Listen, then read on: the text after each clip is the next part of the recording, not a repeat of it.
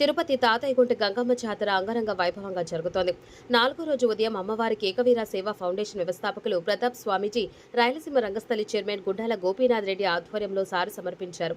అంతకుముందు స్థానిక నేరేళ్లమ్మ తల్లి ఆలయం వద్ద నుంచి కళాకారులు వివిధ రకాల వేషాలతో, డప్పుల మోతలతో నృత్యాలు చేసుకుంటూ గంగమ్మ ఆలయం వద్దకు చేరుకొని అమ్మవారికి సారి సమర్పించి అమ్మవారిని దర్శించుకుని మొక్కులు చెల్లించుకున్నారు. ఈ సందర్భంగా ఏకవీర సేవా ఫౌండేషన్ వ్యవస్థాపకులు ప్రతాప్ స్వామి, రాయలసీమ రంగస్థలి చైర్మన్ గుండాల గోపీనాథ్ రెడ్డిలు మాట్లాడారు.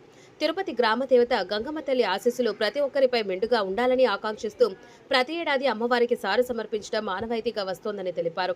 అమ్మవారి దీవెనలతో సకాలంలో వర్షాలు కురిసి రాష్ట్రం, దేశం సుభిక్షంగా ఉండాలని కోరారు. తదనంతరం బడి, గుడి సేవా కార్యకర్తల ఆధ్వర్యంలో మజ్జిగ పంపిణీ కార్యక్రమం జరిగింది.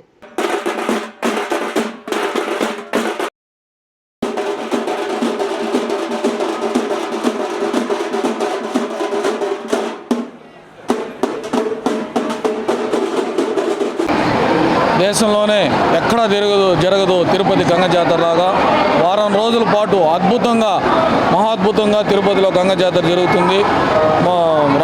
మన రాష్ట్రం కానీ పక్క రాష్ట్రాల జనాలు కూడా వచ్చి ఇక్కడ భక్తులు అమ్మవారిని దర్శించుకుంటారు.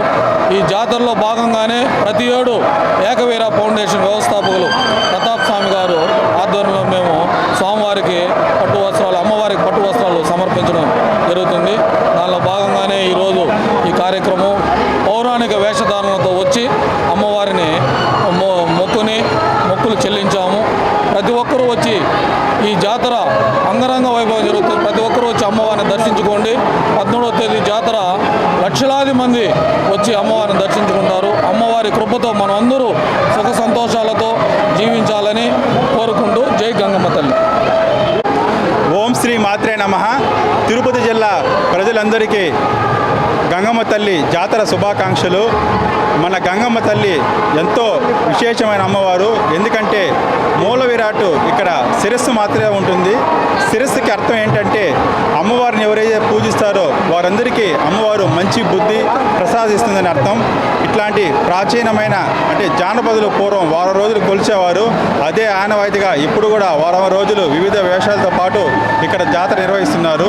ఈరోజు అమ్మవారికి పట్టు వస్త్రాలు సమర్పించడం మాకు ఎంతో ఆనందంగా ఉంది. ప్రజలందరూ సుఖ సంతోషం ఉండాలని కోరుకుంటున్నాం.